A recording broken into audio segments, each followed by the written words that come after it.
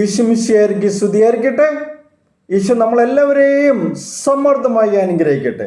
നമുക്കിന്ന് സംഖ്യയുടെ പുസ്തകത്തിലെ പഴയ നിയമത്തിലെ സംഖ്യയുടെ പുസ്തകത്തിലെ 12-ാം അധ്യായത്തിലെ 10-ാം തിരുവചനം വായിക്കാം. കൂടാരത്തിൻ്റെ മുകളിൽ നിന്ന് മേഘം നീങ്ങിയപ്പോൾ മിരിയാം കുഷ്ഠം പിടിച്ച മഞ്ഞ് പോലെ വെളുത്തു. Praise the Lord. ആർത്തിയുടെ ശവപ്പറമ്പിൽ നിന്ന് യാത്ര തിരിച്ച ഇസ്രായേൽ ജനം അടുത്തതായി പാളയമടിച്ച സ്ഥലമാണ് ഹസറോത്ത്, അതായത് താവളം എന്നാണ് ഈ പേരിൻ്റെ അർത്ഥം. ഇസ്രായേൽ ജനം സുപ്രധാനമായ ഒരു പാഠം അഭ്യസിച്ച സ്ഥലമാണിത്.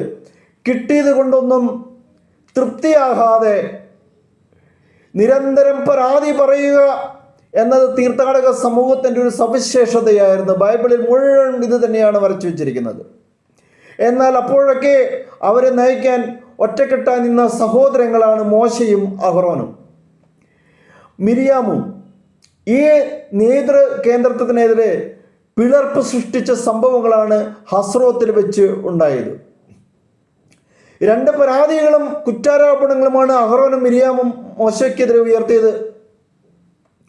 വിജാതീയ സ്ത്രീയെ വിവാഹം ചെയ്തു എന്നതാണ് ആദ്യത്തെ പരാതി.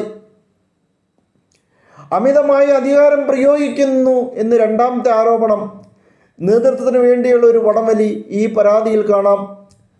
കർത്താവ് മോശ വഴി മാത്രമാണോ സംസാരിച്ചിട്ടുള്ളത്, ഞങ്ങളോടും സംസാരിച്ചിട്ടില്ലേ എന്ന് ചോദിക്കുന്നുണ്ട്. സംഖ്യയുടെ പുസ്തകത്തിലെ 12-ാം അധ്യായത്തിൽ 12-ാം തിരുവചനം നമുക്ക് വായിക്കാൻ സാധിക്കും. തങ്ങളുടെ ഇളയ സഹോദരന് ജനമധ്യത്തിൽ കൂടുതൽ അധികാരവും അംഗീകാരവും ലഭിക്കുന്നു, ഞങ്ങൾ പിന്നരിയിലേക്ക് തള്ളപ്പെടുന്നു എന്ന് തോന്നിയ സഹോദരങ്ങളാണ് ഇവിടെ മോശയ്ക്കെതിരെ കലാപക്കൊടി ഉയർത്തി കാണിക്കുന്നത്. ഇത് കൂടുതൽ അപകടകരമായ ഒരു പ്രവണതയാണ് അന്നും ഇന്നും. അതിനെ മുളയിലെ നുള്ളിക്കളയുകയാണ് ദൈവം ചെയ്തത്. മേഘത്തിൽ പ്രത്യക്ഷപ്പെട്ട ദൈവം മൂവരെയും കൂടാരത്തിന് വെളിയിലേക്ക് വിളിച്ചിറക്കി ശക്തമായ താക്കീതും വ്യക്തമായ നിർദ്ദേശവും നൽകി. മോശ സ്വയം ഏറ്റെടുത്തതല്ല, മറിച്ച് ദൈവം നേരിട്ട് ഏൽപ്പിച്ചതാണ് നേതൃത്വം. ആ ഒരു നേതൃത്വമാണ് മോശയ്ക്ക് ദൈവം കൽപ്പിച്ചരുളിയതാണ്. അധികാരമോ മോശയിൽ ലേശമില്ലതാനും. ഭൂമുഖത്തുള്ള എല്ലാ മനുഷ്യരിലും വെച്ച് സൗമ്യനാണ് മോശ. സംഖ്യയുടെ പുസ്തകത്തിൽ 12-ാം അധ്യായം 3-ാം തിരുവചനം പറയുന്നുണ്ട്, ലോകത്തിൽ വെച്ച് ഏറ്റവും സൗമ്യനായ വ്യക്തിയാണ് മോശ. എന്നാൽ ദേഷ്യം വരേണ്ട സമയത്ത് ദേഷ്യം വന്നിട്ടുണ്ട് താനും. ദൈവം നേരിട്ട് പ്രത്യക്ഷപ്പെടുകയും മുഖാമുഖം സംസാരിക്കുകയും ചെയ്തിട്ടുള്ള മോശയോട് മാത്രമായിട്ടാണ് കാണപ്പെടുന്നത്. അങ്ങനെ ജനത്തിൻ്റെ നേതൃത്വത്തെ സംബന്ധിച്ച് ദൈവം തന്നെ തീർപ്പ് കൽപ്പിച്ചു. അതോടൊപ്പം കുറ്റവാളികൾക്ക് തക്കതായ ശിക്ഷയും നൽകി. കൂടാരത്തിൻ്റെ മുകളിൽ നിന്ന് മേഘം നീങ്ങിയപ്പോൾ മിരിയാം കുഷ്ഠം പിടിച്ച് മഞ്ഞ് പോലെ വെളുത്തു. ധനമോഹം പോലെ തന്നെ ഒരുപക്ഷെ അതിനേക്കാൾ കൂടുതൽ മനുഷ്യനെ നാശത്തിലേക്ക് നയിക്കുന്നതാണ് അധികാരമോഹം. ഇന്ന് പല സ്ഥലങ്ങളിലും എല്ലാ മേഖലകളും ഉള്ളതാണ്. സഭയാകട്ടെ, രാഷ്ട്രീയമാകട്ടെ, കുടുംബമാകട്ടെ, ഓർഗനൈസേഷൻ ആവട്ടെ, എവിടെ തന്നെയായാലും ഏറ്റവും കൂടുതൽ ഒളിഞ്ഞിരിക്കുന്ന ഒരു സംഭവമാണ് അധികാരമോഹം. സേവനമനുഷ്ഠിക്കാനുള്ള ആഗ്രഹം എന്ന മുഖം പിടിച്ചുകൊണ്ട് പിന്നിൽ ഒളിച്ചിരിക്കുന്നത് എന്താണ്? മറ്റുള്ളവരുടെ മേൽ ആധിപത്യം സ്ഥാപിക്കാനുള്ള അധികാരമോഹം.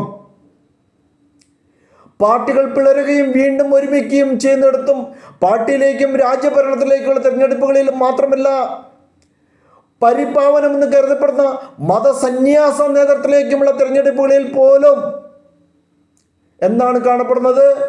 അധികാരമോഹമെന്ന ദുർഭൂതത്തിൻ്റെ വികൃത രൂപം കടന്നു വരുന്നു. അധികാരം നൽകുന്ന അവകാശ അനുകൂല്യങ്ങളുടെ മധുരം നുകർന്നവർക്ക് പ്രായം എത്രയായാലും അത് മറ്റുള്ളവർക്കായി വിട്ടുകൊടുക്കുക അസാധ്യമാണ്.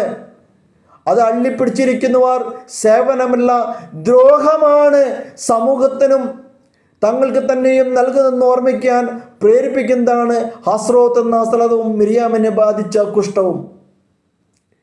കുഷ്ഠം ബാധിച്ച മിരിയാമിനെ പാളയത്തിൽ നിന്ന് 7 ദിവസത്തേക്ക് പുറത്താക്കി. സംഖ്യയുടെ പുസ്തകം 12-15 പറയുന്നുണ്ട്, മിരിയാമിനെ പുറത്താക്കി. എവിടുന്ന്? പാളയത്തിൽ നിന്ന് പുറത്താക്കി. കാരണം കുഷ്ഠം വന്നു. അത് സമൂഹത്തിന് മുഴുവൻ ഒരു പാഠമായിരുന്നു. അധികാരത്തിൻ്റെ അപ്പകഷ്ടത്തിന് വേണ്ടി കടിപിടി കൂടുന്ന നമ്മുടെ നേതാക്കളും ഈ പാഠം പഠിക്കേണ്ടതല്ലേ? ദൈവം തിരഞ്ഞെടുത്തവനെ അംഗീകരിക്കണം. ദൈവത്തിൻ്റെ തിരഞ്ഞെടുപ്പ് ഒരിക്കലും തെറ്റായിരിക്കില്ല. ദൈവികമായിട്ടുള്ളതെല്ലാം തന്നെ നന്മയിലേക്കാണ് നമ്മൾ നയിക്കുക. ദൈവികമല്ലാത്ത ഒന്നും തന്നെ ശാശ്വതമല്ല, അത് തിന്മയിലേക്ക് നമ്മൾ നയിക്കുകയും ചെയ്യും. ആ ഒരു വലിയ തിരിച്ചറിവ് നമുക്കുണ്ടാവട്ടെ. ദൈവം നമ്മൾ ഓരോരുത്തരെയും അനുഗ്രഹിക്കട്ടെ. നമുക്ക് കരങ്ങൾക്കൊപ്പം പ്രാർത്ഥിക്കാം. കർത്താവേ, അങ്ങയുടെ രക്ഷയുടെ സന്തോഷം കൊണ്ട് എൻ്റെ ഹൃദയം പൂരിതമാകട്ടെ. ഞങ്ങളുടെ ഓരോരുത്തരെയും ഹൃദയങ്ങൾ പൂരിതമാകട്ടെ. യേശുവേ നന്ദി, യേശുവേ സ്തോത്രം. Hallelujah, hallelujah, hallelujah.